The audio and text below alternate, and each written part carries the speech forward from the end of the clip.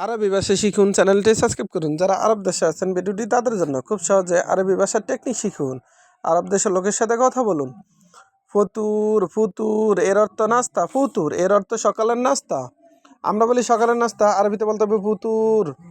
গাদা এর অর্থ দুপুর খাবার। গাদা তার মানে দুপুর খাবার, আমরা বলি দুপুর খাবার, আরবিতে বলতে হবে গাদা। আশা এর অর্থ রাতের খাবার। আশা তার মানে রাতের খাবার, আমরা বলি রাতের খাবার, আরবিতে বলতে হবে আশা। আশা তার মানে রাতের খাবার।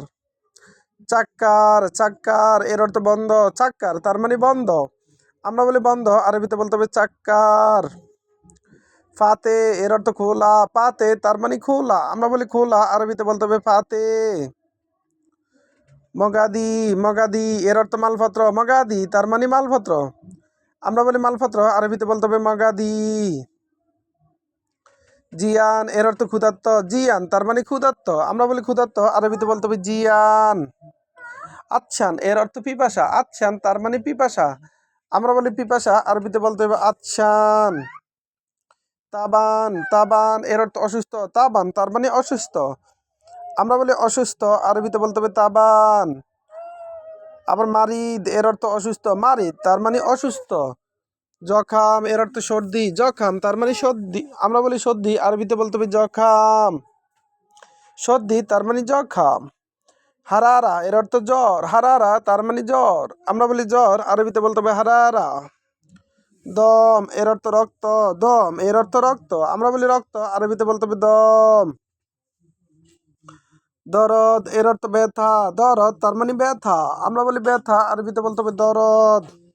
বক্কি এর অর্থ কান্না। বক্কি তার মানে কান্না, আমরা বলি কান্না, আরবিতে বলতে হবে বক্কি। এ থাক এর অর্থ হাসি। এ থাক তার মানে হাসি, আমরা বলি হাসি, আরবিতে বলতে হবে এ থাক।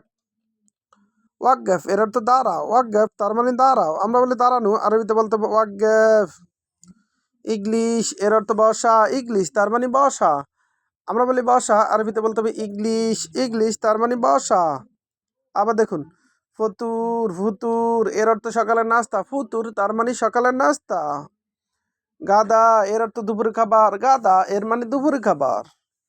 আশা এর অর্থ রাতের খাবার। আশা তার মানে রাতের খাবার। চাক্কার এর অর্থ বন্ধ।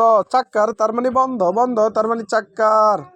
ফাতে এর অর্থ খোলা। ফাতে তার মানে খোলা।